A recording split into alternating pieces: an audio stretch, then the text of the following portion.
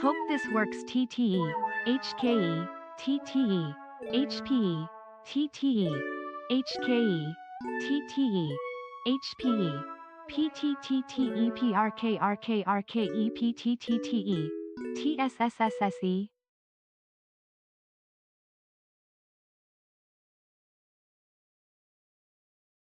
Hello?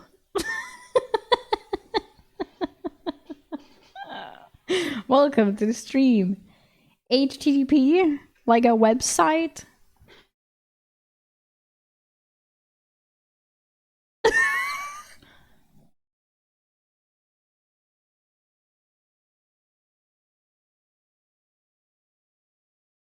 $37 months, right?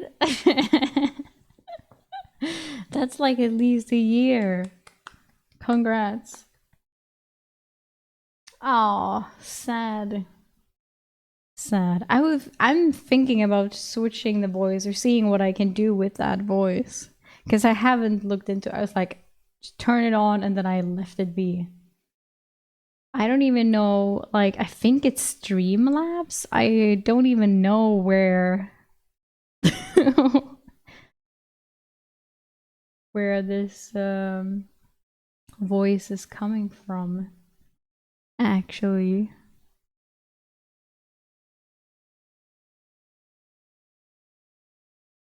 I would assume so.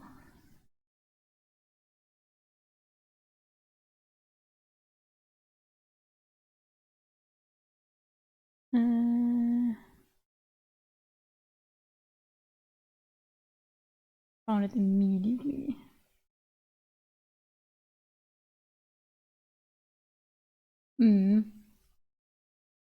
My only one says, it just says voice and then English.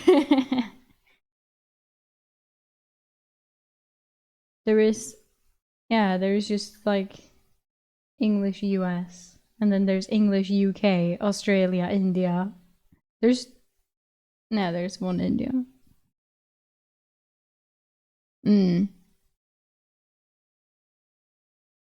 No.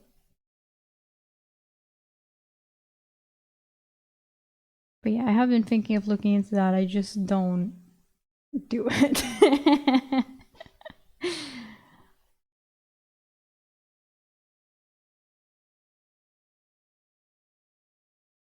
But I wanted it to be something more fun as well, because her voice is just like, hey, please.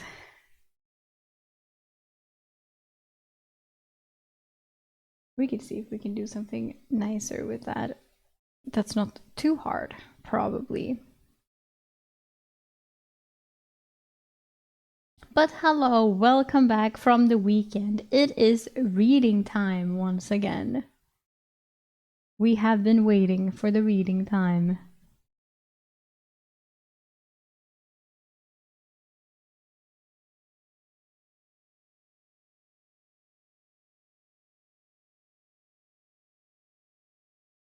I've been spending my weekend just playing WoW. Dark Moon Fair started yesterday. Very poggies. Very fun. I fished up a pet. A seahorse that was cute. I got into my first guild hype.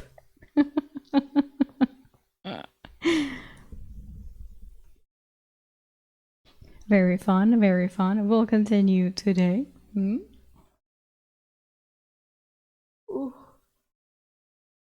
I've also been reading Shadow Slave off stream, and I've decided to stop publishing my thoughts. I know, very rip sad, but I realized it's like I'm not reading Shadow Slave because I made it into a task that I have to do.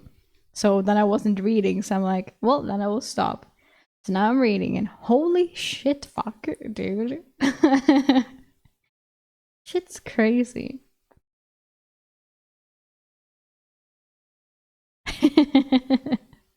I'm always distracted.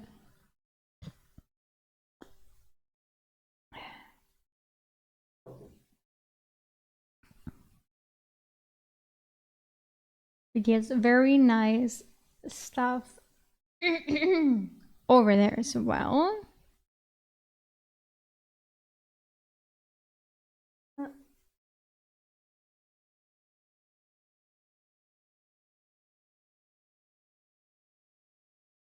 Me when stream.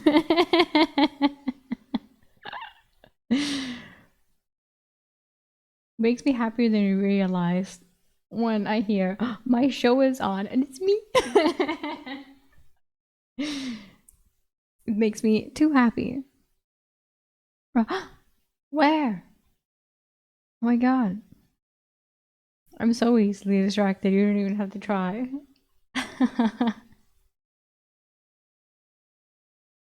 But we have the recap to do as well.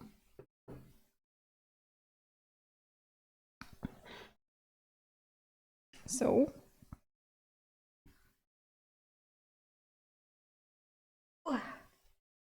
Fixing my mic, yawning. I also did something else. I made an account. Not because I think that I will do anything on it, but just for fun. You know? Who knows? Maybe there's some small stuff. I made an account on Casting Call Club. I don't know if anyone knows what that is, but it's basically where people can upload projects and like I was gonna say artistic projects, but like stuff, artistic projects, I guess, where you can find like someone that animates for you, someone that writes for you, something that helps you with your game that you want to make, and also voice acting. So I was like, fuck it. I will make an account just because I am not a voice actor whatsoever. I cannot act for shit. But I'm like, someone's fucking abridged YouTube video, you know? I can make. I can. I can make something out of that. Or like, I put that I'm like, I can narrate at least. Not so much acting things, but narrating. not that bad, you know, not that bad, I would say. And I think it's fun. Or if it would be like some random NPC in a game. Thank you. Singing is basically voice acting and you're awesome at singing. Thank you. I did add singer as well. But because it was a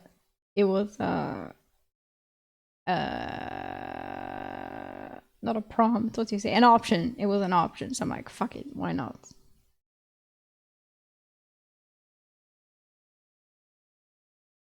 So yeah.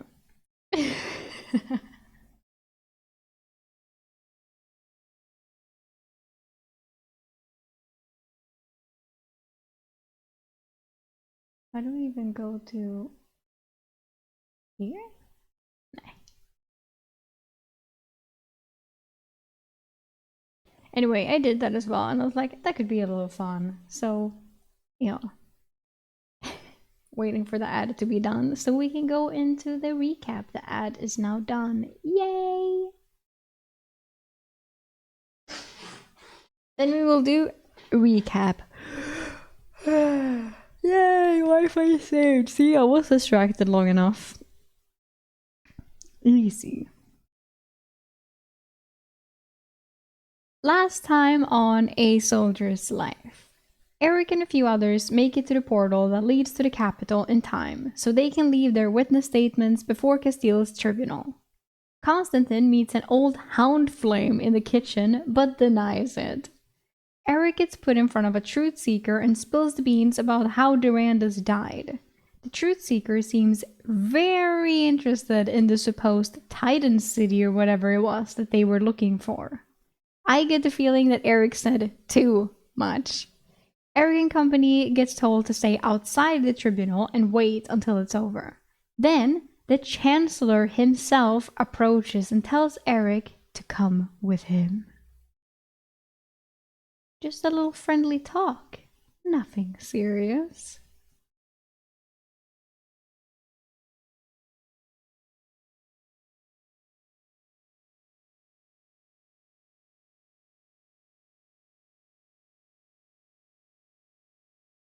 Nothing bad can ever come of this, right?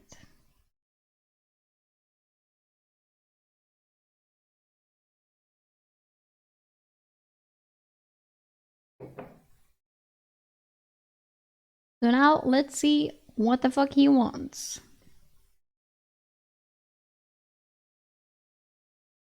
Chapter 66.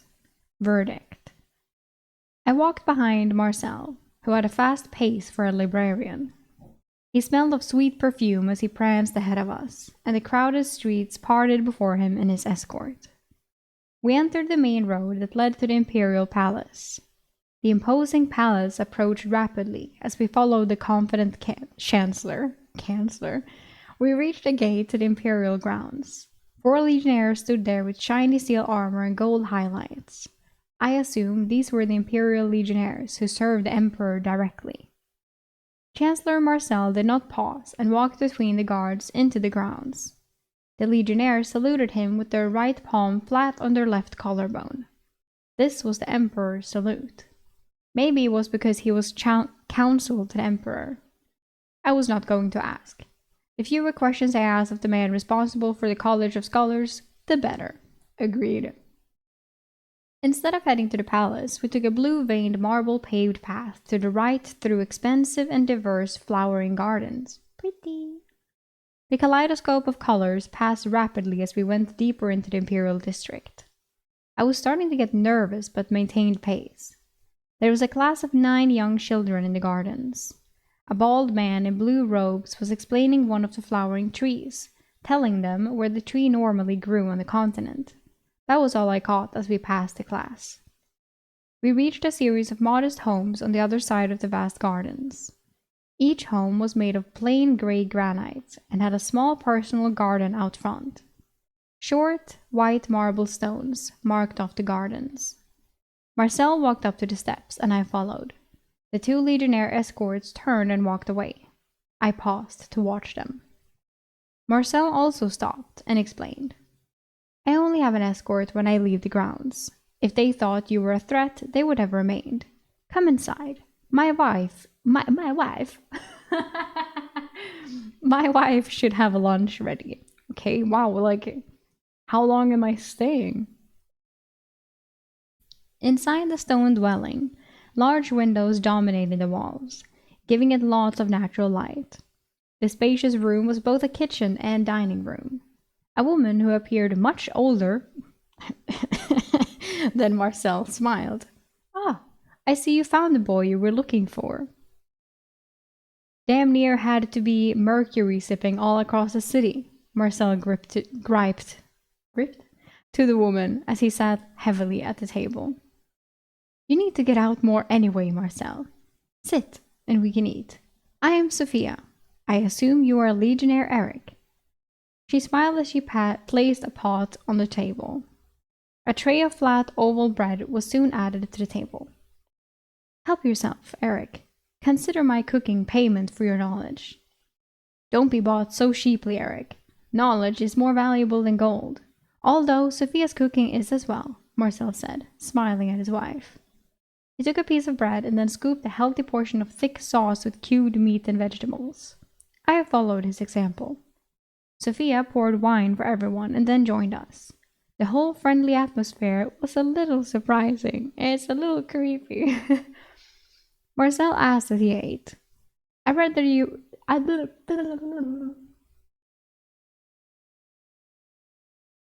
Marcel asked as he ate. I read the report Yanis submitted for the trial. What do you remember about the storm giant? I chewed and swallowed, making a satisfied groan at the taste, which earned a smile from Sophia. Why is he trying to weasel his way into Sophia?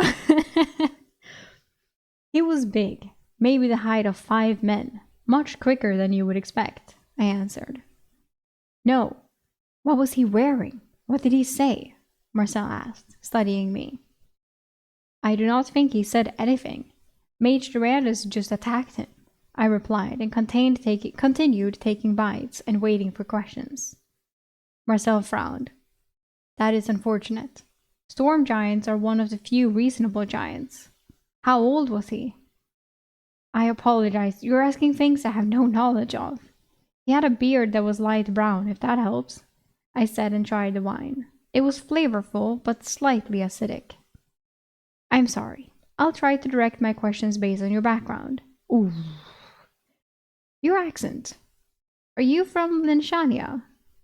He did not wait for an answer before adding. The length of their beard usually determines the storm giant's age. They would have certain color beads in it for their life's accomplishments. I am not from Linsania, I said carefully.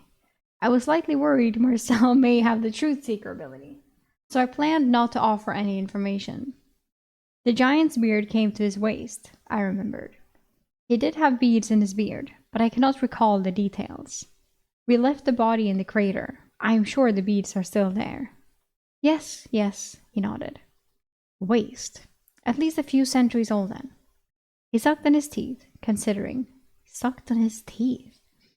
We're considering an expedition, but with the Barbaradians so close, it will take time to pull it together. Now, what about the city below the swamp? We did not see it. Only Durandus saw it with his magic. He told me it was a city of the giants, but his power was not strong enough to explore it, I replied, and started eating again, hoping he had forgotten his line of questioning about where I was from. Marcel went into another room and came back with a long rolled-up parchment. Sophia rolled her eyes at his excitement, but cleared the table as he unrolled the map. It looked like the Italian Empire. Marcel eagerly said, Now, where was the giant digging? It took me time to find Matcha and the roads we patrolled. I guessed on a spot off the road. Here, or about here.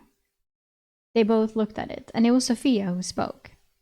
It could be that the city was submerged, and silt built up over time. Look, mountains surround the swamp, making it a perfect bowl, Sophia commented. Marcel grumbled that he had not noticed first. Never marry anyone smarter than you, Eric. Not only will she always point out your mistakes, but she solves riddles before you. He studied the map.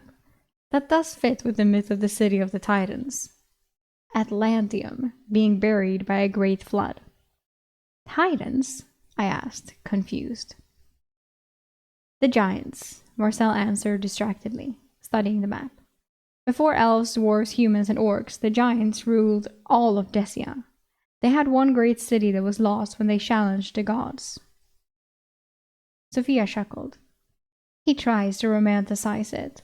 The giant races ruled over all the others. It was not the gods, but a great war among the storm, frost, fire, and cloud giants that decimated their population. They're just like us smaller folk, but only bigger, she chuckled. Marcella griped. That is simplifying the history, Sophia. He turned to me. The giants destroyed all their cities in the war. In the war? There was a war? Where?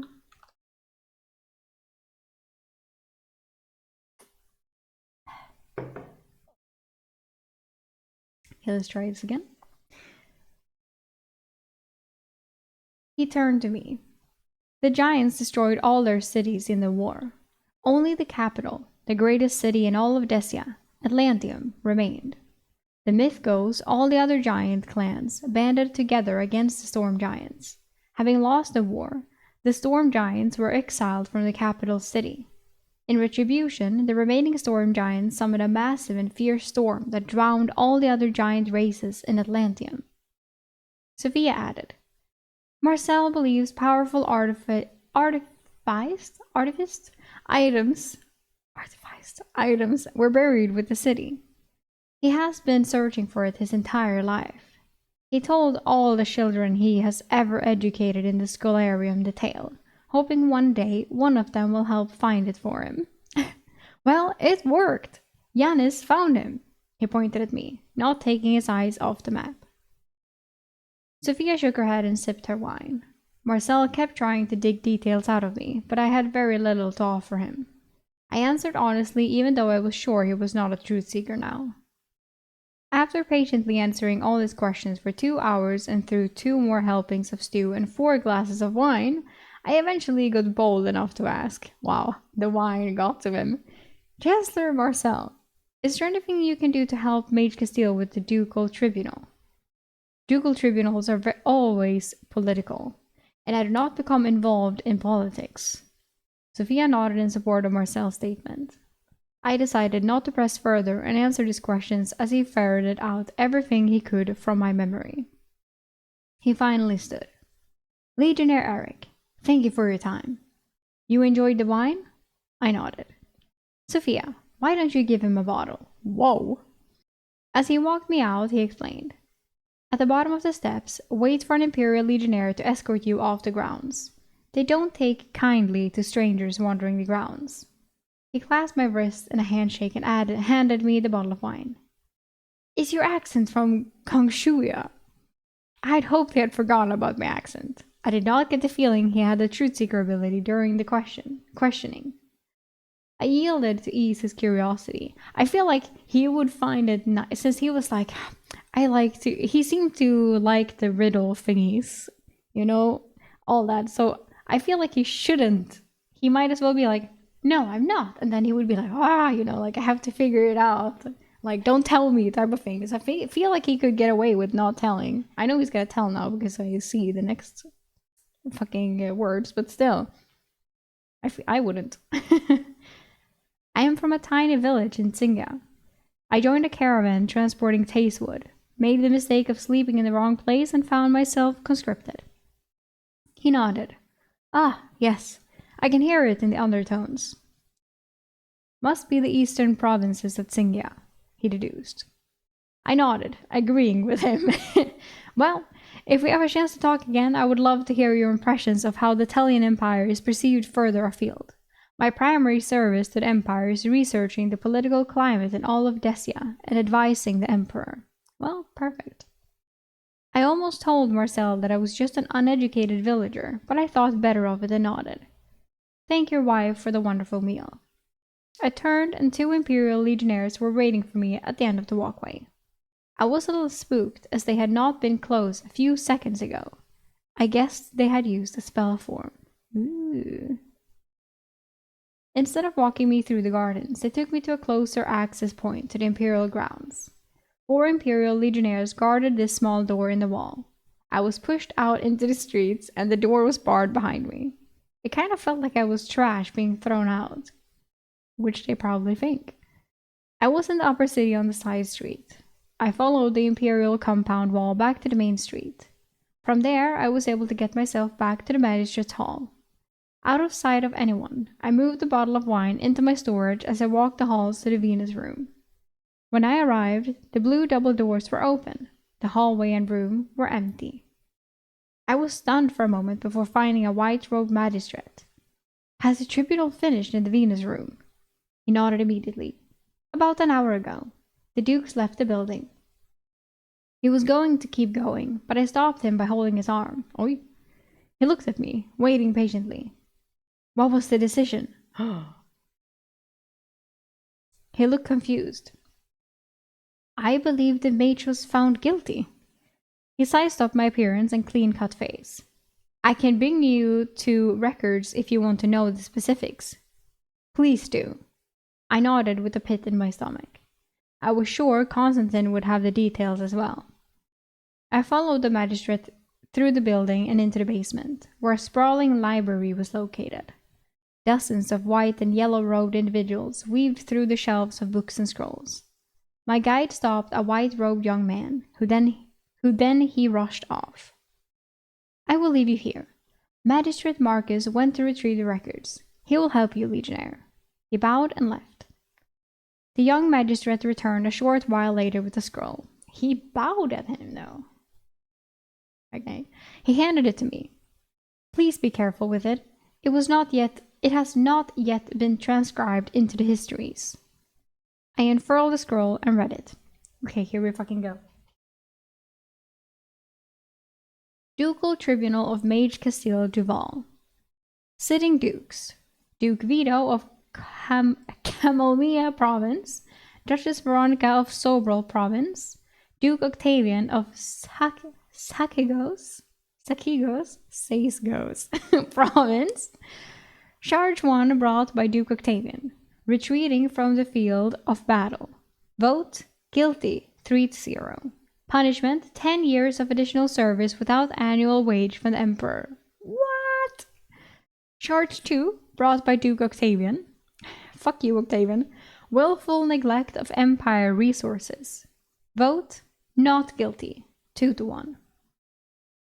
Charge 3 brought by Duke Octavian. Conspiracy to the death of Mage Gregor. Vote not guilty 2-1. I wonder who this one is. Could it be Octavian? Charge 4 brought by Duchess Veronica. Conspiracy to the death of Master Mage Durandus. Vote not guilty 3-0. Charge 5 brought by Duke Octavian. Conspiracy to the death of Displacement Mage Santino. Vote not guilty 2-1. Octavian, stop it. Charge 6 brought by Duchess Veronica. Improperly holding a tribunal of Mage Durandus' death.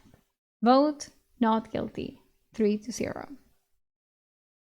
I read the document twice, and Marcus added, This is the summary. I can gather the related documents if you wish, Legionnaire. No. I rolled up the scroll with the Imperial seal on it. Where is Mage Castile then? I had thought that when I heard she was guilty, she would be executed.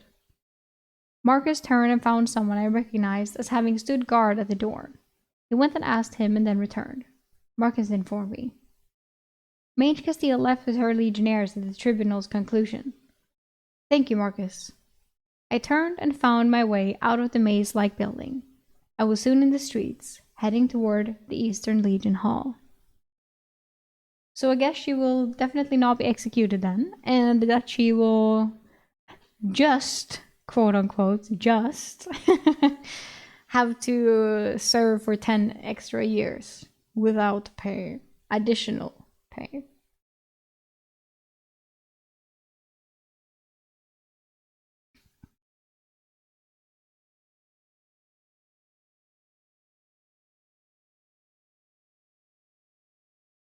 Chapter 67. The Chains That Bind. The capital city of Tella was easy to navigate from the main road. I started the long walk back to the Legion Hall. It was late afternoon, and the streets were packed. Someone bumped me and searched inside my hardened leather chest armor for a coin purse. The hand was gone before I could grab it, and I had no idea who the hand belonged to in the dense crowd. It did not matter. All my possessions were in my dimensional space, and my short sword and dagger were at the Legion Hall. My stomach was stuffed, and I was coming down from the minor buzz of the wine. I slowed as I thought about finding the Adventurers' Hall. There was a lot of gold waiting for me there. I decided against it. If Constantine found out I went before checking in, he would probably lay into me. I paused as I passed a tailor. I was halfway to the Legion Hall, far away from the more expensive shops near the palace in Upper City. There were only a few patrons inside when I walked in. Okay, so he can do this, but not go and get his... Wow! It looked like the shop catered only to men. No one came to help me, so I walked among the shelves, browsing. They sold a mixture of new and used garments in a massive array of designs and colors. I found cotton clothes for the first time. Everything I had seen so far had been wool, linen, or a heavy linen called canvas. This material was definitely cotton. One of the men in the store approached me. "Legionnaire, can I help you?" He was middle-aged and balding and wore a fake salesman's smile. "Is this cotton?" he replied with the Latin word for cotton, then went into a salesman diatribe about where it was produced and imported from. All I got from his explanation was that cotton was not grown in the Empire and would cost me a lot. I understood that without industrialization, clothing was much more labor-intensive to produce. I'm newly assigned to the capital. Can you help me put together 2 sets of clothing to wear in the Upper City? I do not want to feel or look out of place, I said. The man looked me up and down in assessment. "You are quite large. Come into the back room and remove your armor so we can try a few things. Do you want new apparel, or is used manageable?" I guessed he was judging my ability to pay. I did not want to come off as wealthy, even though I had a large amount of gold and silver. "Probably used, but just bring me whatever you think may fit my frame." He showed me to the back room, which was not private. A short middle-aged man with a pot belly was trying on clothes. A father was working with his preteen son to find clothes as well. I removed my armor and my top, revealing my muscled torso. My tailor arrived with a load of used shirts to start. I noticed the pot-bellied man comparing my physique to his, clearly envious. Oh my god, Eric. The shirts were mostly too tight. I soon found a deep blue wool shirt that had been mended many times, fit well, and smelled clean. "This is merino wool, Legionnaire. The finest hairs from a Tigairosian sheep. As you can see, this piece has been mended a few times. You seem to like it. 2 silver?" I felt the long-sleeved shirt again. It was nice, and if I wore a jacket over, it would cover the repairs. 1.5? He looked a little upset, but nodded. I bought 3 new snug black cotton shirts for 5 silver each, which made him quite happy. I learned that new clothes are not negotiable, unlike used clothes. The cotton material was thick, and they were all long-sleeved. The next piece to purchase was the pants. He had some thicker cotton pants, something close to denim. They fit like sweatpants with no pockets, were slightly loose, and required a belt. The problem was the color were atrocious. Purple, red, and orange seemed to be in fashion for the wealthy. I found 1 black pair, but my muscled thighs were too tight in them. It was a shame we had to move to new pairs because the older pairs had already been broken in and were softer, but at least I had a color choice. In my size, my choices were red, dark brown, or undyed off-white. Dark brown. I got the 2 pairs of dark brown. Yes! Dude, Eric has style. There were no other option. I got the 2 pairs of dark brown pants for 25 silver each, which was cheaper than the brighter dyed pants. Socks were easy as they came in 3 sizes, and I was the largest size. I got 10 pairs of wool socks, 5 dyed black and 5 dark blue. I had 10 pairs of Legionnaire wool socks in my dimensional space, but I wanted to dissociate myself from wearing Legion markers when I explored the city.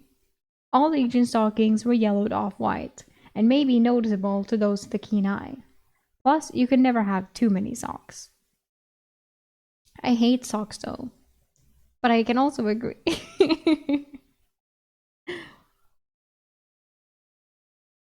Oops. Oh, pizza.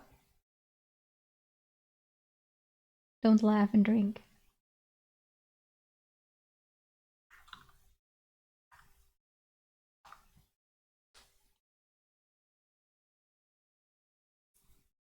Belts were just a silver each, but I had a number already in my space, and some were not Legion belts. I still bought 2 dark brown belts. The jacket was next, and it took some time for him to bring out a selection. He had a large number of used jackets. I wanted something used, and found something close to my oversized oiled canvas cloak, made to wear over my armor. The used jacket was mostly black leather with a dark green cotton lining. It had a few interior pockets as well, and one looked to be for a knife. It was broken in, but still in excellent condition, and he wanted 2 gold for it. I talked him down to 180 silver. I like that he's like full black. I approve. The last piece in the ensemble was boots. I know that he had brown pants, by the way. I'm just saying that he likes black. And who doesn't? It's the best color, non-color, whatever you want to call it. My Legion boots were broken in already, but easily recognizable. He did not have much in stock, as he was not a cobbler. I found some dark brown riding boots in his meager offerings that fit a little loose. But they were broken in, and they were only 50 silver because he had them for so long. He had them for so long. Just not a lot of men with feet my size. Good boots were normally very expensive. My total invoice was just over 3 gold. That was over half a year's Legion pay for me, but I still had 13 gold coins from the dungeon. For the quality of the clothing, I thought it was worth it. It was comfortable, and I should be able to blend in with the myriad of fashions I had seen on the streets of the capital. It also lacked the bright colors the wealthier people seemed to like, as I did not want to draw attention to myself. Bro, you're already easily the tallest person here, apparently, because you're huge. You're buff as fuck. People will notice you in bright or dark colors.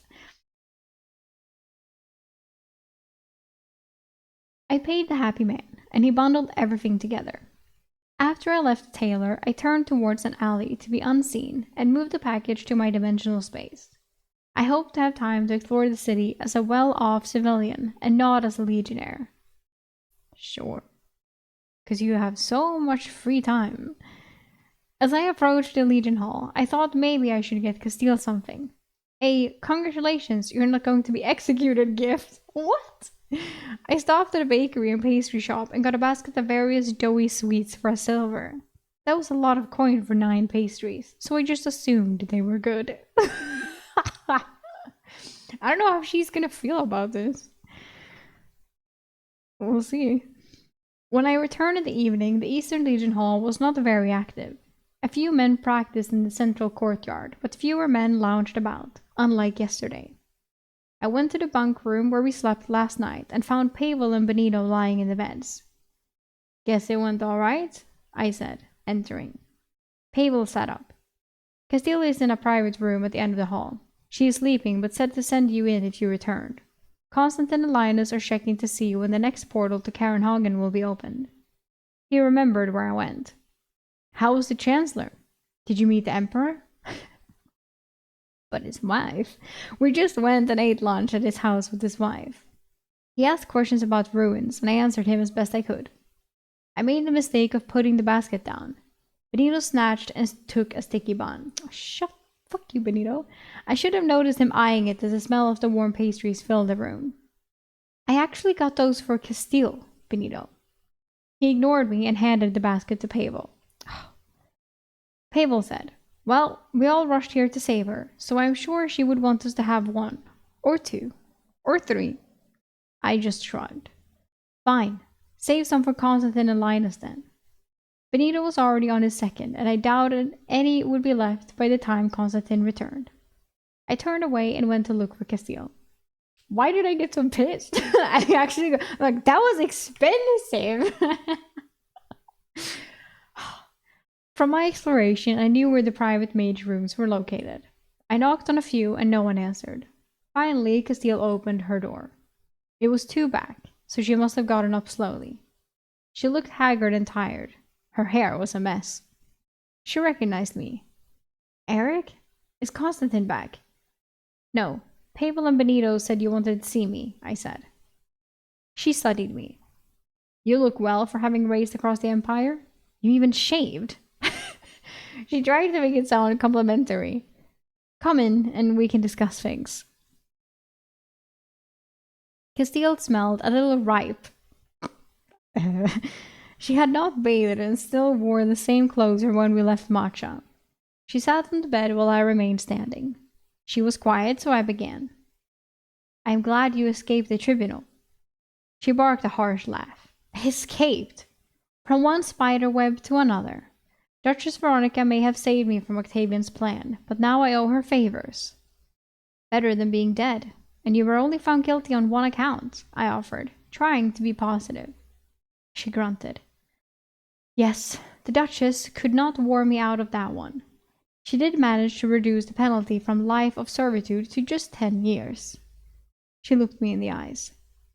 The magistrates review all judgments. They can send it to the Emperor for review if they find something not in line with the evidence the truth seeker provided. The Duchess could not challenge the facts on that charge, but the evidence confirmed by the truth seekers also allowed her to manage the facts for Duke Vito on the other charges. I would not be surprised if she owes Duke Vito a few favors for his votes. Octavian was definitely livid at how Vito voted. Okay, maybe it was Vito then, not Octavian. Oops. I was not sure if I was overstepping by asking, but I was curious. Why did the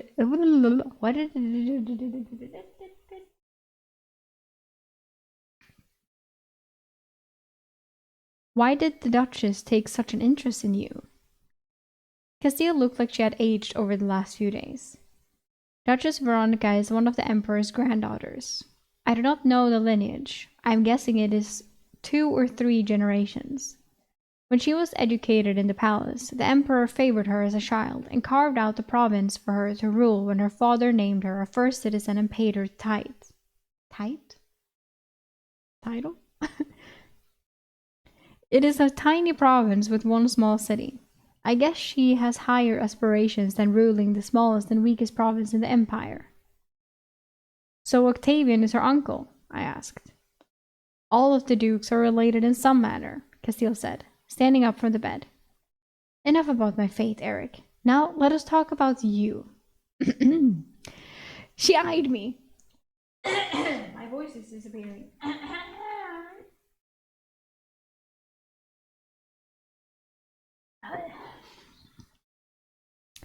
She eyed me.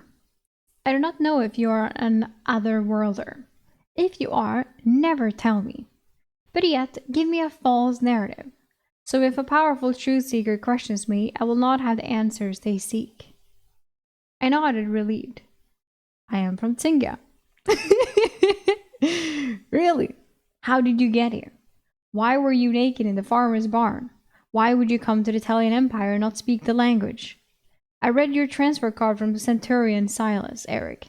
When you were assigned to me, it reads like you fell out of the sky. Seeing the worry on my face, she smiled. Do not worry, Eric. The only things sent to the Imperial Legion Hall were your tablet scores and a few pieces of fabric with your blood. Your background information came only to me. Centurion Silas is an idiot and only cared about what bonus you earned him for imprinting your spell form. Blood?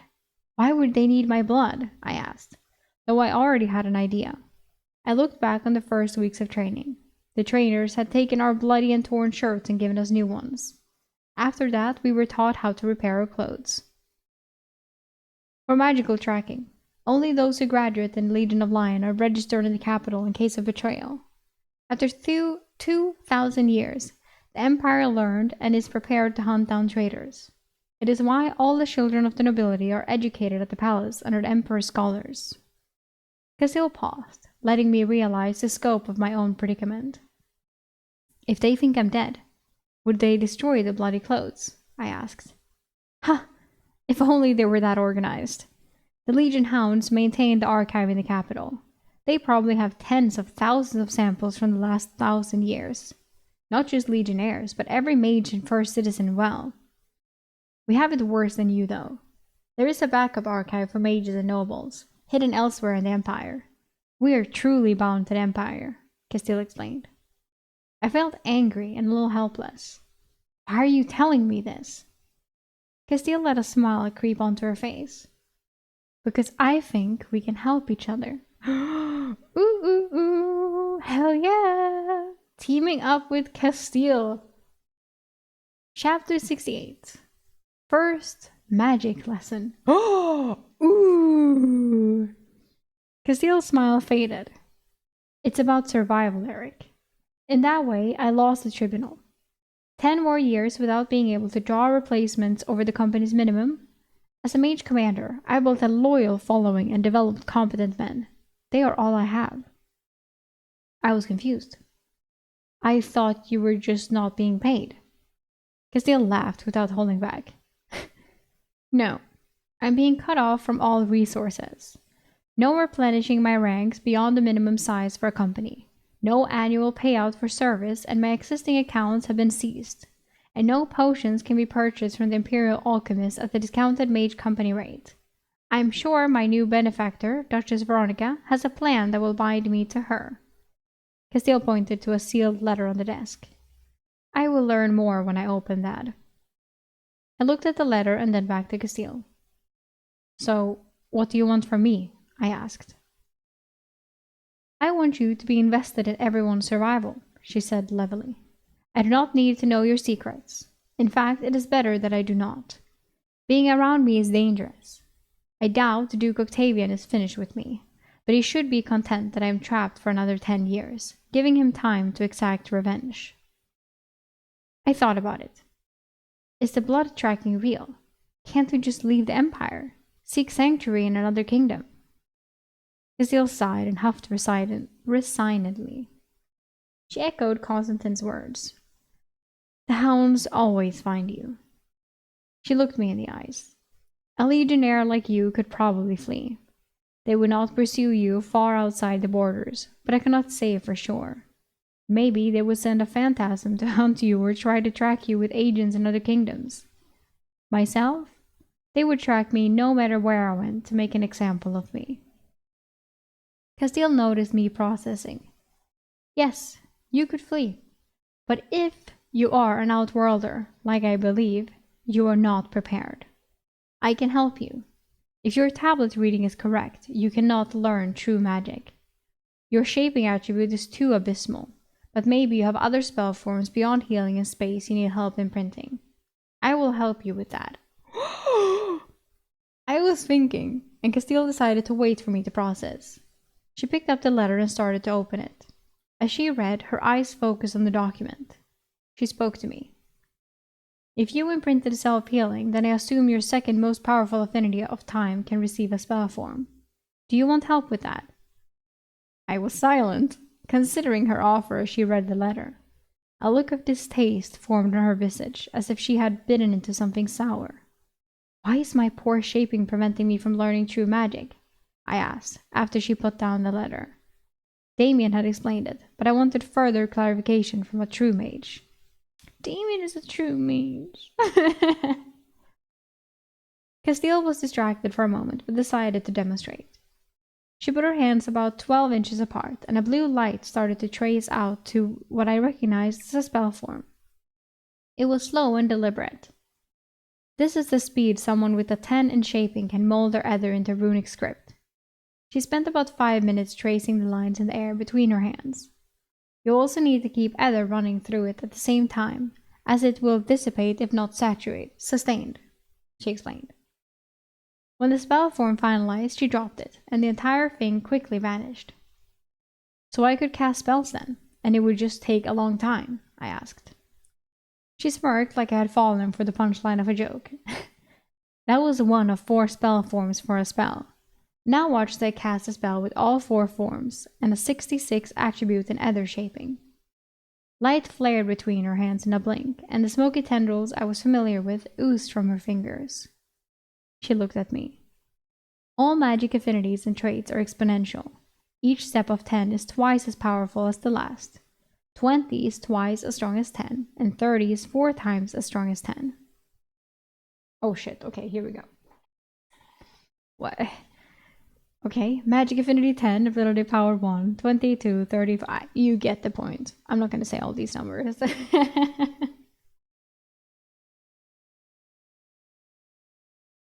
I stopped her. I'm already aware of this. I didn't know it also extended to the 5 magic attributes on the tablet though. The small woman stood and walked to get water from a pitcher. Remind me of your magic attributes. Etherpool 14, Channeling 14, Shaping 8, Tolerance 22, Resistance 5. I recalled from memory. Do you have a tablet in your space? That is higher than I remember, closer to your potentials, she asked curiously. I shook my head. I got a reading in a city after we escorted the first citizens. She nodded, accepting my explanation. She took out a quill and paper. Write them out for me with your potentials then. It will make things go quicker. Okay, Etherpool 14 out of 22, Channeling 14 out of 55, Ether Shaping 8 out of 8, Ether Tolerance 22 out of 50, Ether Resistance 5 out of 19. I wrote them out and she reviewed the sheet before continuing her teaching. So your Ether pool is small. Usually anyone with any of the magic affinities would have a potential of at least 10. If you continue using your Ether and maximize your pool of 22, your available Ether should more than double, going from 14 to 22. What does the potential of 55 in channeling and 50 in tolerance mean? I asked Castile. Channeling is how fast you can replenish the Ether in your core. There are exercises to help you train that, but it also happens naturally. Castile said to my nods. Damien had given me a very simple meditation technique. We can work on those in the future. She tapped Ether Tolerance on the paper. Your Ether Tolerance is how much Ether you can channel in a day. Your maximum potential is actually quite impressive.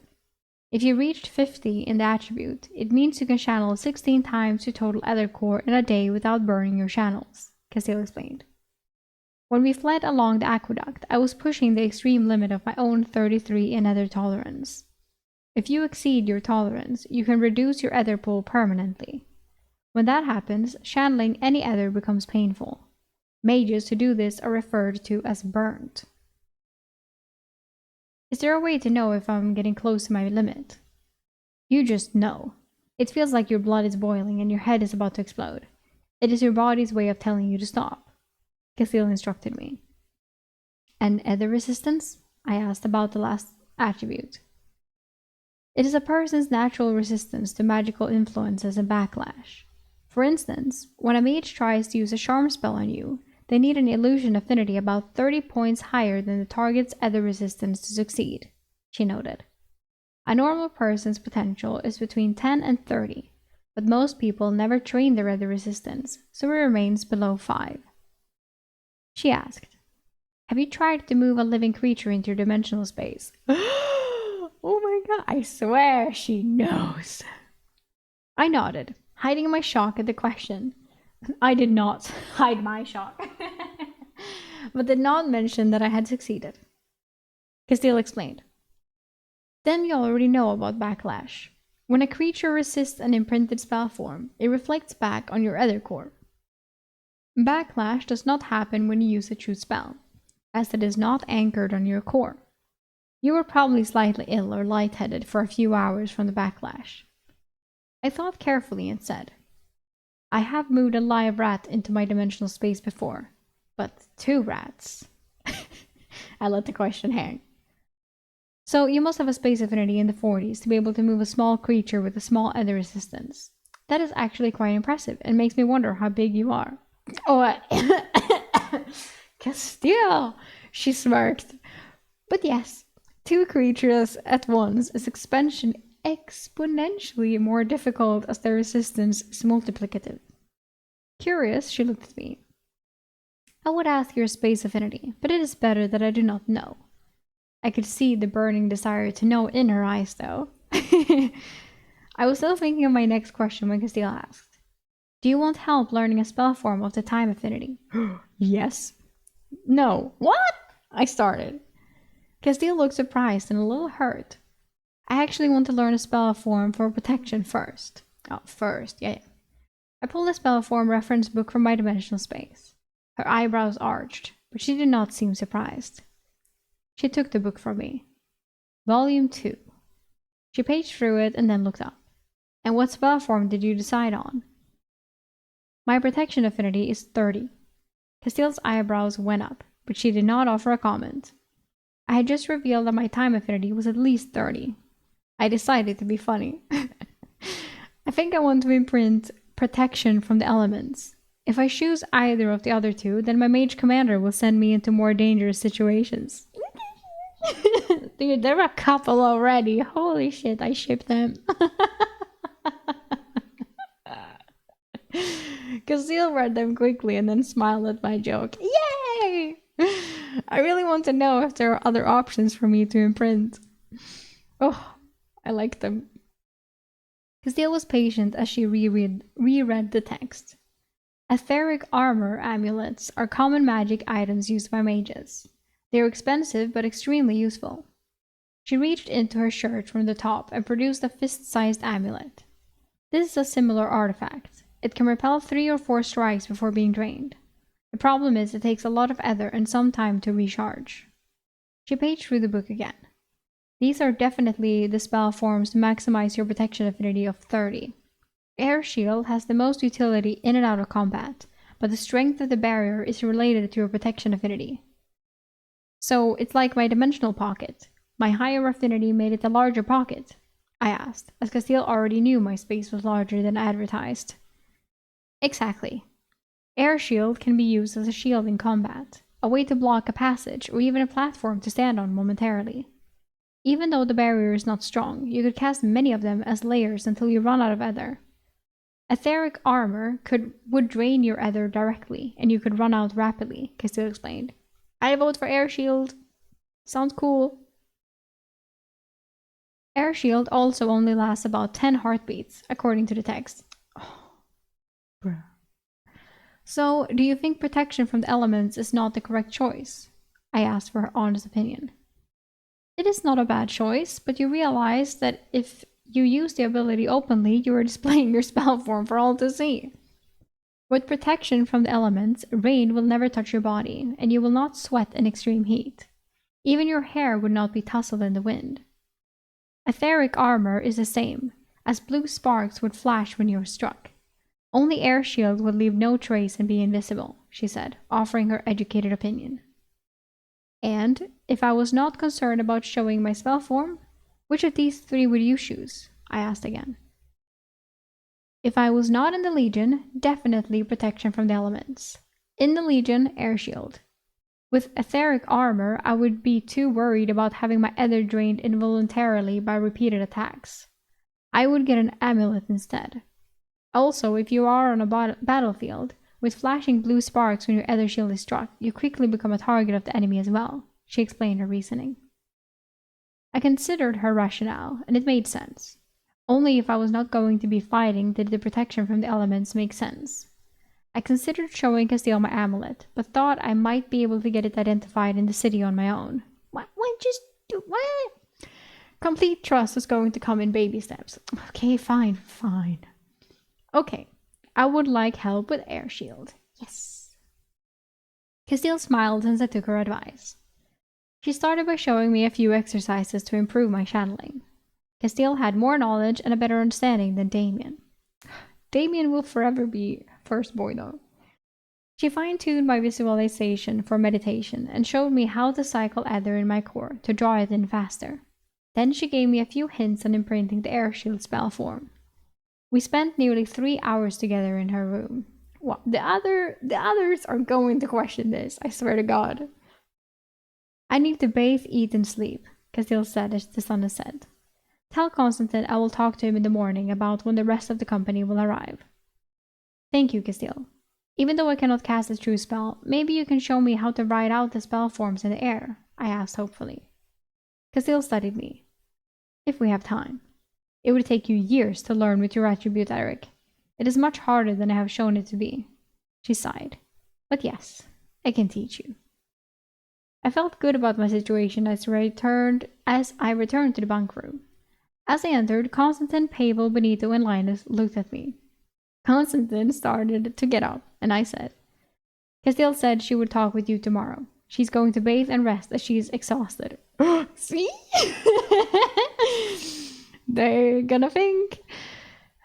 They all looked at each other. Benito blurted, Told you! You all owe me a silver! Oh my god, I was confused. What did they think happened?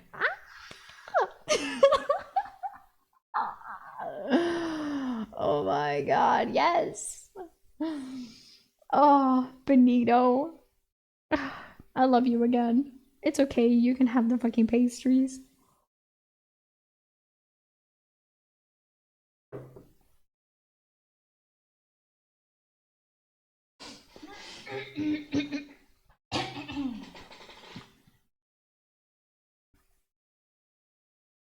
Chapter 69.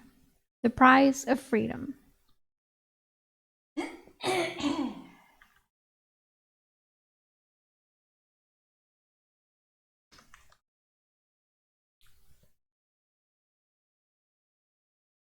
Benito had bet the others that Castile and I had an intimate evening together. No shit. Constantine had not been part of the bet, but by the look on his face, I needed to give him an explanation. Since they would see my air shields eventually, I went with that. Castile was helping me to learn a new spell form. She was also showing me how to replenish my ether faster as well. Benito's mouth hung open, looking at me like I had betrayed him. He slowly handed a silver coin to Pavel and then to Linus. Now that the awkwardness had passed, Constantine took charge of the situation. Oh shit, I'm yawning. Ugh.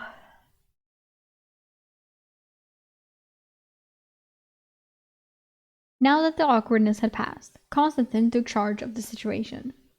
Get some sleep. We will go and get our gold from the Adventurers Guild in the morning. I lay down and quickly fell asleep. My dreams were marred by nightmares of having to defend the walls of Macha from an army of storm giants and then being enslaved by them to dig out their lost city in the swamps. I tossed and turned most of the night, waking numerous times, but the dream remained the same. In the morning, Constantine, who had been long up, directed us all to suit up and wait in a small private dining room. Castile joined us, looking refreshed and noticeably healthier. Constantine brought breakfast.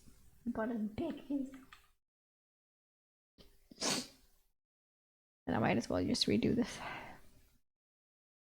Castile joined us, looking refreshed and noticeably healthier.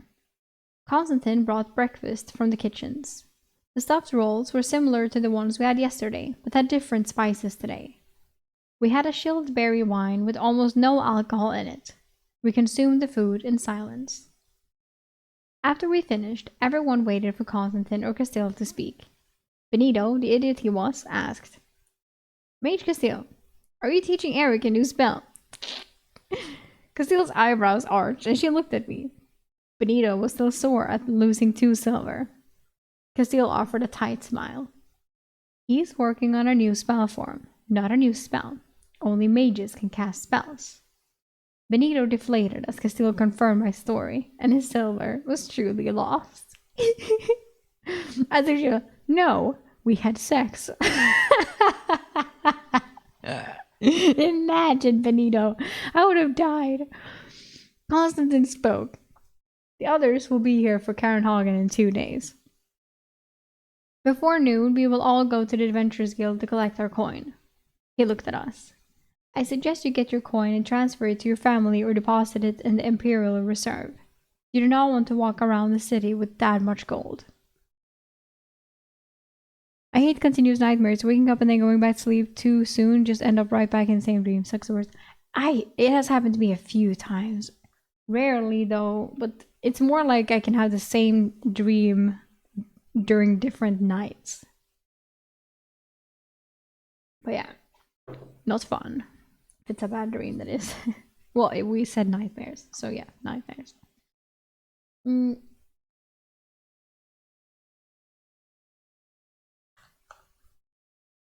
Castile tapped her fingers softly on the table, thinking before she spoke. I have received our next assignment. We're going to be guarding a team serving the Duchess Veronica's land in the Sobral province. It is a 6-month assignment. 6 months? Constantine pressed his drink to his lips, pausing. His eyes looked like he expected this, but his voice was confused. The province is less than 1,000 square miles. Why so long to survey it? Castile shook her head. The Duchess's province is new, and she wants to make sure the borders are clearly marked. A white marble stone will be placed every 100 yards along her border. Benito piped up. Well, that sounds like a great assignment. We just need to guard a bunch of wagons full of stones. Sounds nice. Constantine looked at Castile, who did not look happy. I am guessing we are going to be the ones digging the holes.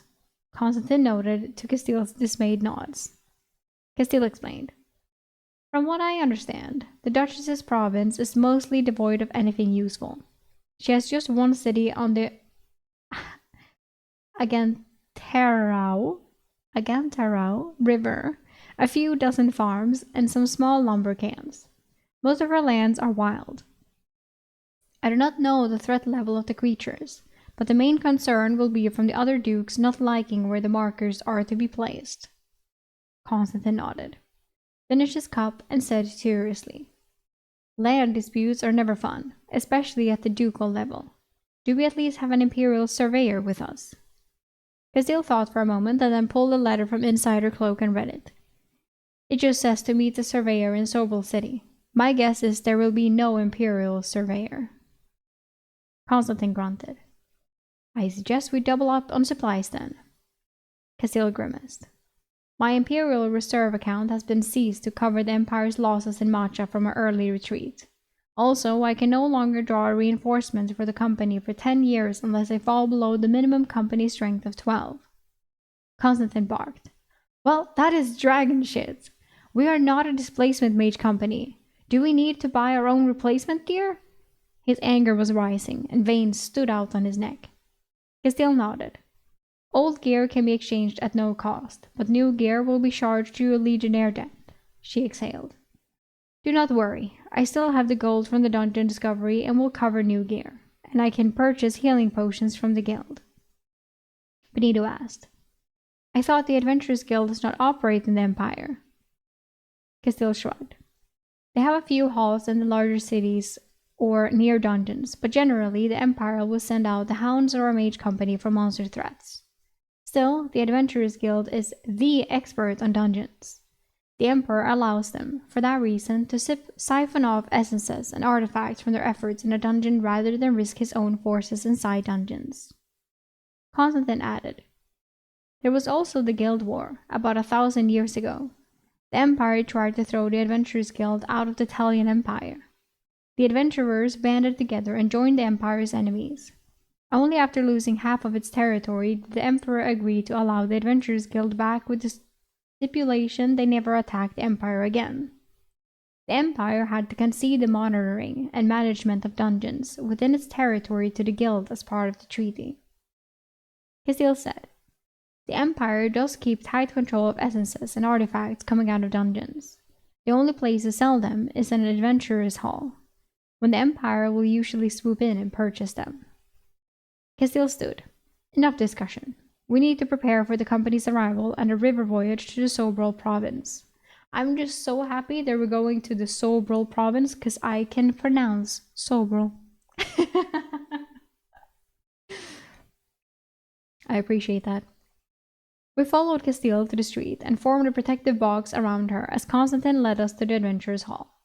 The civilians moved out of our way, just not as enthusiastically as they had when I walked with the Chancellor yesterday. The Adventurers' Hall was a single-story building in the lower city near the southern gate, about as far from the palace as you could get and still be within the city walls. When we entered the room, it reminded me of a legion hall, minus the legionnaires. A number of men and a few women sat eating and drinking or playing table games. They did not look happy to see us. Castile stepped forward and went to the counter. Mage Commander Castile here to collect the discovery reward for our dungeon. I'm so scared that they're not going to get anything from this. The man behind the desk was grizzled with massive forearms and made a show of slowly pulling a large book and slowly paging through it. Oh boy, an asshole. He looked up at Castile. 1,705 gold, 88 silver, and 14 copper. He motioned for a man sitting in the common room. The man left his drink to join us. Oh, good. Money. The man was clean-shaven and introduced himself. I am Guildmaster Icarus. I have the truth spell. If you will confirm that you are in fact Mage Commander Castile Duvant. I am, Castile said sharply. After her experience with the Imperial Truth Seekers, I guessed she had no love for any of their ilk. The grizzled man received a nod from the Guildmaster. It will take a moment to create your voucher. The man left the counter and another man took his place.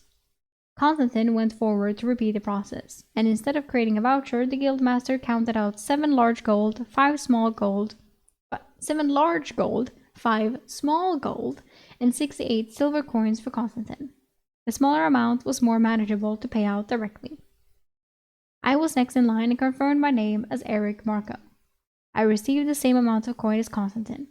I put it into a pouch, then under my armor, and then moved it into my dimensional space.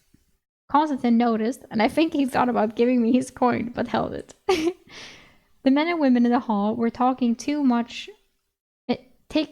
interest in the exchange at this counter. When everyone had their coin, the man came out of the back with a stamped bar. Castile took it and led us out of the hall. On exiting the hall, Duke Octavian and 4 of his legionnaires were waiting for us. Oh, fittazo. If he takes the fucking coin, I'm gonna... He had a smile on his face. Of course he does. Mage Castile, it is so interesting to see you in the lower city and at the Adventurers Hall, no less. I heard this amazing tale from the first citizen Justin Cicero just the other day. You have discovered a new dungeon. That is remarkable. I hope you are not planning to hold on to the reward. Your release was contingent on all funds earned before your failure in Matcha being seized. I believe you discovered the dungeon before, even though you're just receiving the funds now. His grin widened. Oh my god, can we kill him? Castile's like, Eric, do your thing. And he fucking fakes Octavian into his dimensional space. Moves on. Anyway, even standing behind Castile, I could feel the fury oozing off her. The Duke motioned one of his men forward. The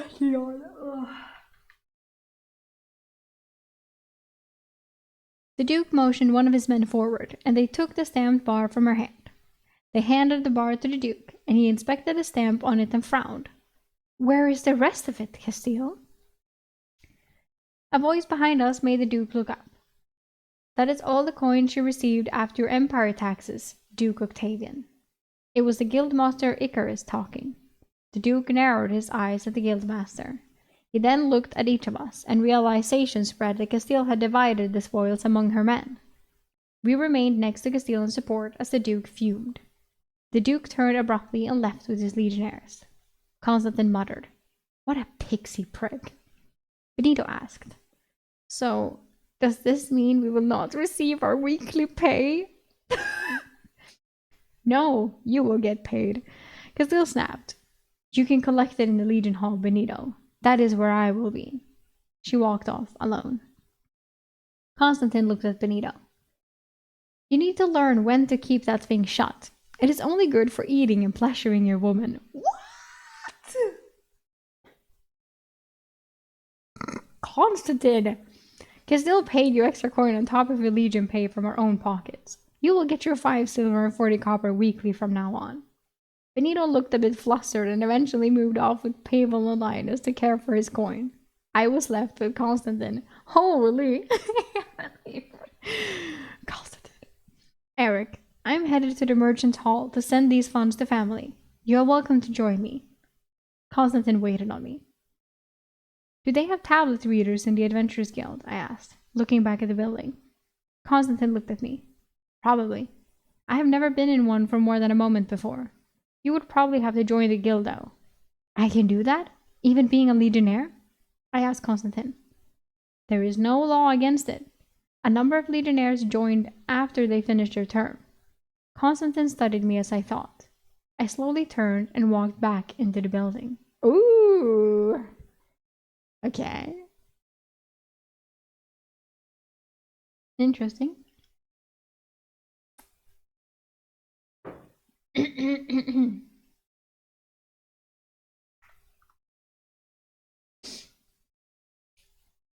Chapter 70. Adventurers Guild. When I entered the Adventurers Guild, I became the focus of attention. Again. There was a pause in conversation as distrustful eyes turned toward the lone legionnaire. Guildmaster Icarus stood and approached me. Legionnaire, is there something else I can help you with? I was wondering if you have a tablet reader I can rent in private, I asked hopeful. The man considered my request, looking me up and down, judging me. We do have a tablet. It costs 1 silver for attributes and 10 silver for affinities, but you need to be a guild member to rent them, he answered. That was much less than the gold I had paid in the city of Orveo. Are they private? I asked again. Yes. The room is spelled to avoid scrying as well, he said, nodding, and I could tell his patience was wearing thin. Excellent. I would like to become a member then and rent both tablets, I replied. His eyebrows showed surprise. Icarus considered me again before calling to a tablet behind him. Desdemonia, come help this young legionnaire register with the guild. Desdemonia. Miss Demona. A short woman who had been playing something that looked like Go. Huh. She's playing Pokemon Go. Student came over. She was close to my age, but had a weathered face and a dark tan from long hours outside. Pokemon Go does that. Go outside.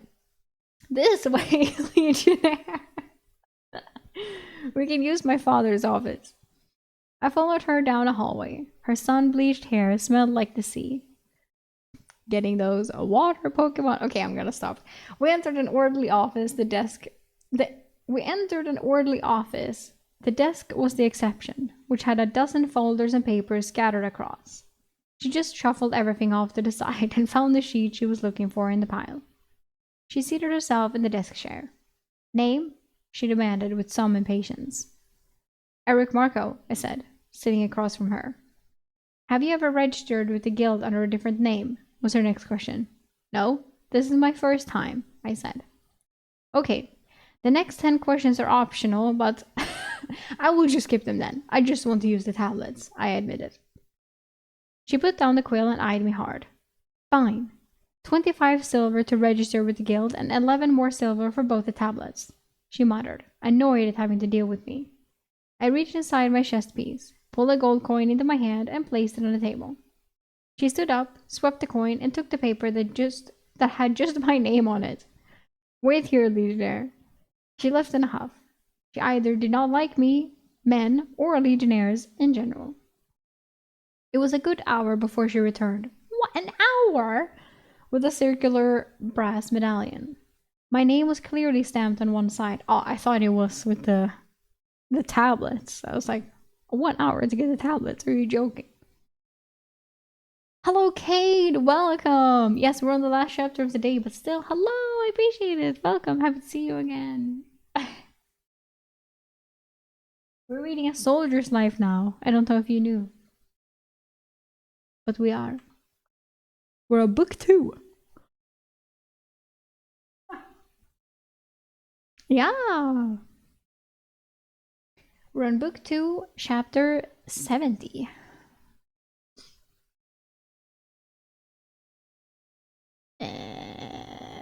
Medallion. Right. My name was clearly stamped on one side, and on the back was the symbol of the guild. A globe with a tree in the center of it with numerous branches and detailed leaves. Desdemona tapped it while placing a stack of silver on the desk for my change. That is your guild emblem. It has your name and number. I turned it over and noted my number. 13, 39, 39, 19, below my name. I grabbed the 64 coins on the desk. I assumed she gave me 64 single coins instead of 6 large and 4 small to try and be a nuisance because she did not like me. I noted a hole in the token. There is a hole in the top. Do I wear it around my neck? I asked.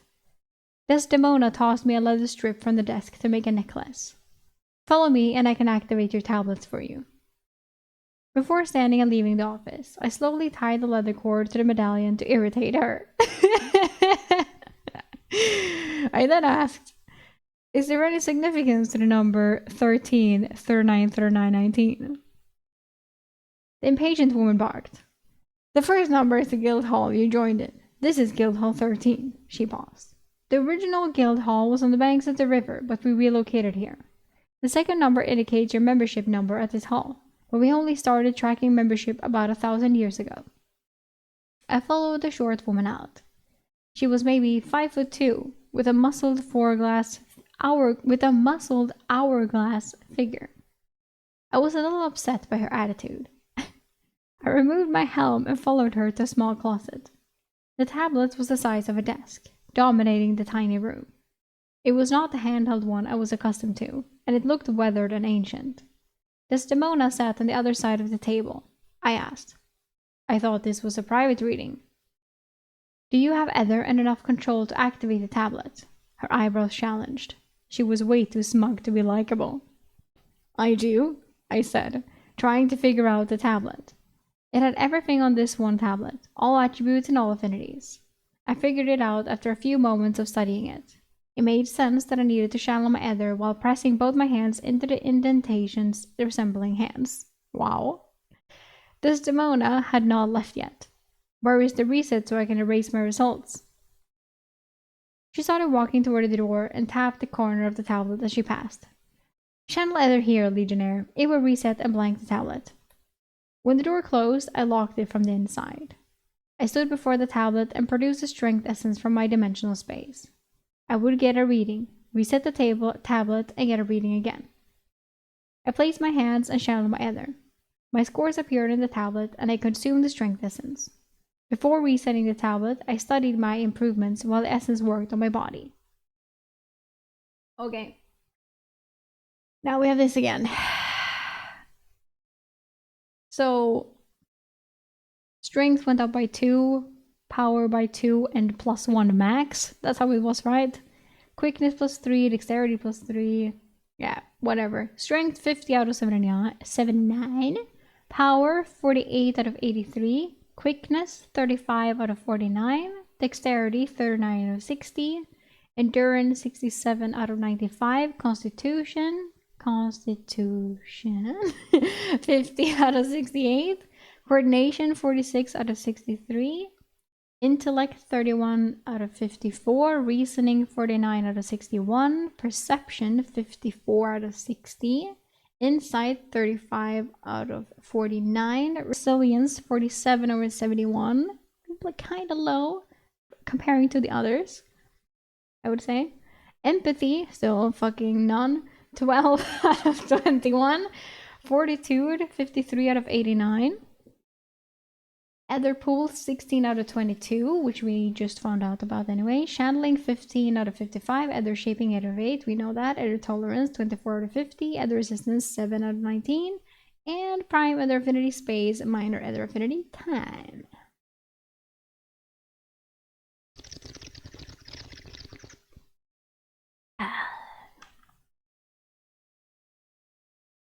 Super empathy, all the animals hate him.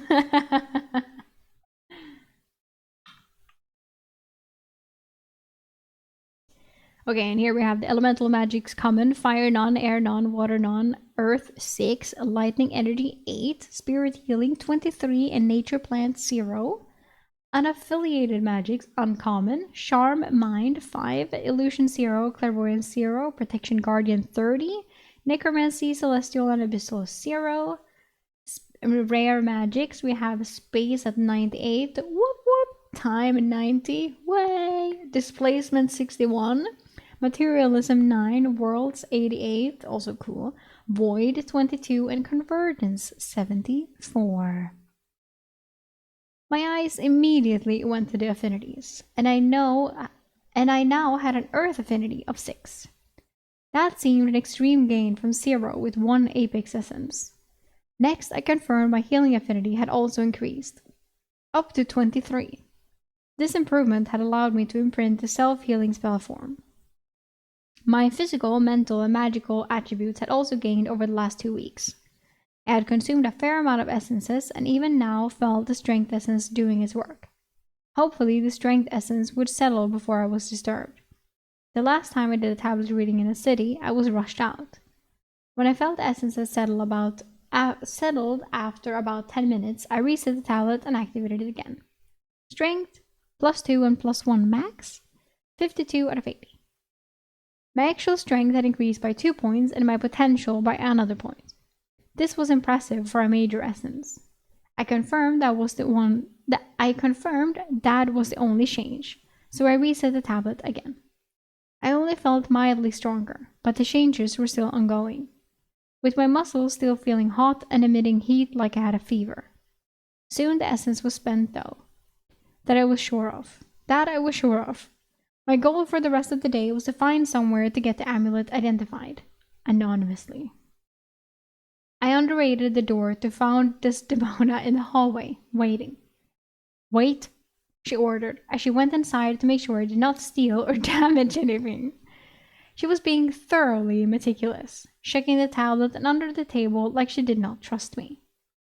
As she confirmed the tablet still worked, I asked, "What else do I get for my membership?" Desdemona paused and thought about being abrasive but exhaled. "You can rent a room or bunk in any adventurer's hall. You have access to the job posting boards in the halls, and you can also enter the dungeons we monitor." She finished her inspection. "Also, you get discounts on services like equipment, food, and drink." She studied me like I was not the enemy now. "Nice tan." What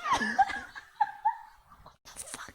I offered a compliment that was usually well received in my past life. No.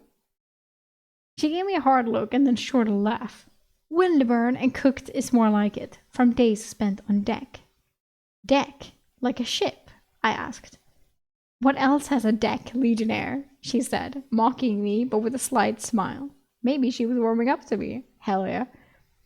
I ignored the retort. With a good-natured smile, I replied, "Where can I purchase artificed items and potions in the city?"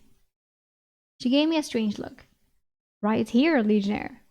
The Imperial Alchemists also have a shop near the palace, but our prices are half theirs, and the product is probably better. Most artificed objects need to be ordered and shipped in. It takes about a month. The Italians purchase anything we stock besides potions." She guessed at my intentions. "You got some gold and thought you would spend it." She had seen me get my reward for finding the dungeon. "Exactly. Where is your potion shop?" She waved me to follow, and I did. We were soon in a side room that reminded me of the Legion Hall equipment rooms, except this one smelled strongly of worked leather and oil. A short man was behind the counter, and I blurted, "Are you a dwarf?" "Eric, are you sure there weren't any alcohol in that wine you had this morning?" He huffed indignantly. "Halfling, Legionnaire. Dwarves are not welcome in the Italian Empire. Halflings are tolerated." He ignored me and looked at Desdemona. "Why is the Legion boy here?" "He joined the guild, paid, and received his medallion." Desdemona smirked, and the halfling looked resigned to help. "Name is Tarvon Fogbow. Fogbow. I run the gold. I run the guild warehouse in Tella." He held out his small hand. His small hand. And my hand engulfed his forearm as we shook wrists. At least the man was polite now that he knew I was a member.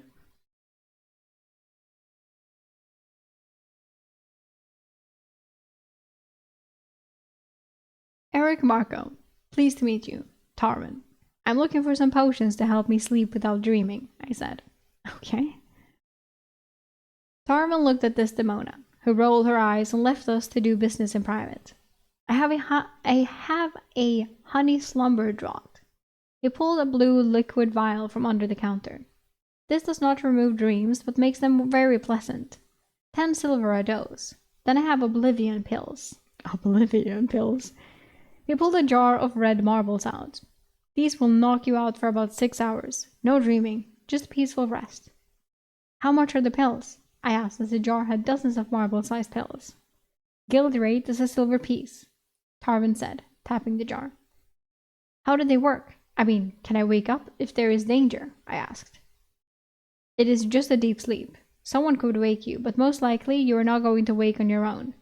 If you took 2 pills, you would be out for a good 8 hours, and no one is going to wake you without some magical help. 3 pills could kill you, and it would definitely kill me. He was very patient in his explanation. I pulled out a gold coin and placed it on the counter. I will take 100. 100! As Tarvin counted out the pills, 1, 2, he said, if you are having this much trouble with nightmares, you might want an artifice dreamcatcher nightcap to do the same thing, or see a guild mage to purge whatever memories are causing them. I will try this first, I said, taking the glass jar. I advise against using them out in the wild, Legionnaire. The last thing you want is to have to take time to come to your senses when a gnoll hunting party finds your company's camp at night, Tarvin advised. I nodded at the wisdom, but had been thinking the same thing. Do you want any healing potions? Stamina potions? How much are they? And maybe a cure disease if you have it, I asked the halfling. He stepped off his platform and went into the back to retrieve a few rags of potions. I have 6 cure disease potions here. I want to note they do not work on magical diseases. He made eye contact to confirm I heard him. They are 10 gold each, which is a great deal as Imperials charge 25 for theirs, except these 2 are a week from expiration. Just a gold each for those. He shuffled the racks. For healing, Desdemona just brought in a fresh shipment of potions. I have a healing ointment, lesser healing, and greater healing. The ointment will close wounds, the lesser potions can heal soft tissue and mend bone, and the greater healing can align and mend bones and generally heal just about anything except poison and disease. He motioned to the cure disease potion I was interested in.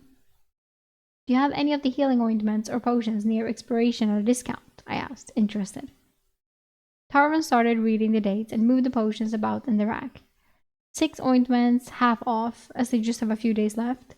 50 silver each. Fresh vials are 1 gold, the same as the Imperial Alchemists.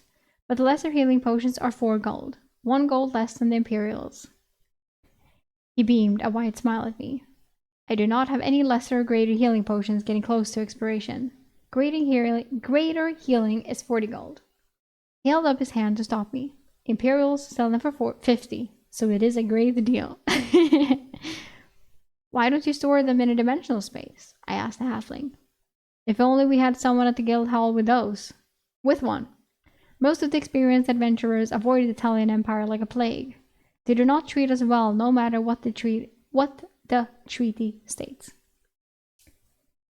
Tarvin said, and his tone told me I was getting him upset since I was a legionnaire. I will take all the expiring stock. The 2 cure disease and 6 ointments. Also 4 lesser healing. I placed 21 gold coins on the counter. He put the vials in 1 rack and pushed it toward me. After the death dog scare, I was happy to have the cure disease potions. The healing ointment was good to have if I was close to running out of ether or needed to close the companion's wounds. 16 gold for the 4 lesser healing potions was insurance if I was out of ether or had a companion in need. How nice of him. I felt I had established a good rapport with Tarvin, so I asked, do you know where they identify dungeon artifacts in the city? I can do it here. Just a gold, and it is private. He eyed me curiously. I had overlooked that the Adventurers Guild monitored the dungeons, so it made sense they could identify dungeon objects. I debated, but this seemed like my best chance to find out what the amulet did without experimenting on it myself. Okay, I have something I wish to have identified. Tarvin's eyes went up in happy surprise and slid him a gold. He took it and said, "Follow me." He hopped off his platform behind the counter and went to a door. With his back turned and no one else around, I sent my jar of oblivion pills and the potion rack I had purchased into my dimensional space. The small man's office was half orderly and half a mess. Forgive the smell. I had to send all the expired potions and broken vials we did not sell back to the central guild hall. It was not an unpleasant smell. Like rotting vegetables with a strong hint of cloves. Sounds nice. Love that. He closed the door and sat on his desk chair. Let me see it then. I reached into my armor, pulled the amulet into my hand, and handed it to him. He turned it in his hand. Definitely a dungeon artificed device. I think I may know what it is, but you paid for the full service. He pulled out a parchment with runic script and placed the amulet on it in front of him. The runic script started to glow a blue-white light as Ether worked through the runes. Tarvin's eyes reflected the blue light as he studied the scroll as it worked. When the light faded, he looked up smiling. Well, Eric, this is quite the intriguing artifact you have here. And they leave me with a fucking cliffhanger. We've been waiting so long to know what this artifact is. Tell me! Well, we will find out next time.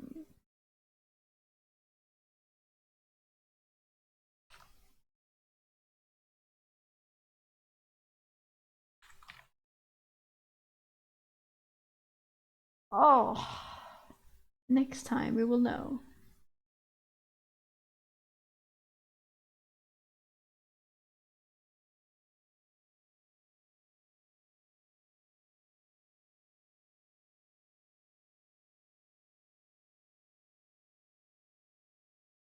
We got cocked. Long shout to those. That was cool. It was. Great read. Thank you. I love it as usual. I'm getting more and more wrapped into a soldier's life every time I read it. I've never really had any doubts. I guess it was just in the beginning, it's always the same, like, this isn't Shadow's life, you know? And then I'm like, But then I was like, this has good potential, and now I'm like, I'm in. I am in.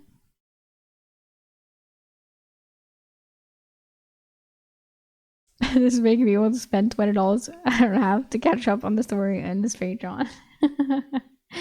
Right, which book is he on now again? Did we say 5?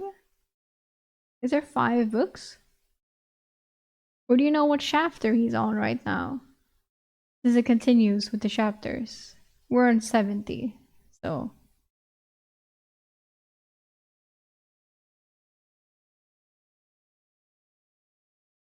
Why can you see my mouse? Can you always see my mouse?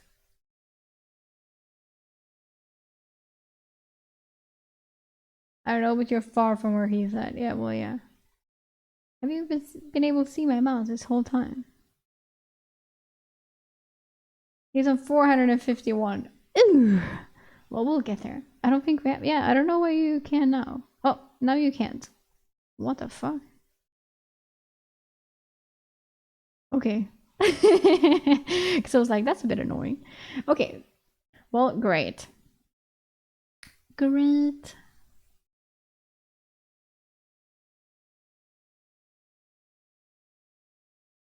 Well then I shall go and edit this. They are also not released official chapters. They're subject. Yeah, of course, because it's the Patreon still. I know. Okay, but that will be it for today. We will see if we will do something later or we're just gonna be back tomorrow. What? You can find them for free on Amazon? No way. I had no idea. Well, I got them sent to me by him. I do not have Kindle. I do not. But he sent me these. So these are officially from his hand. First hand PDFs.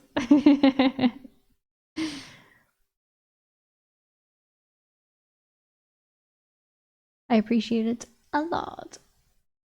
Good night indeed. Let's get some Wawas.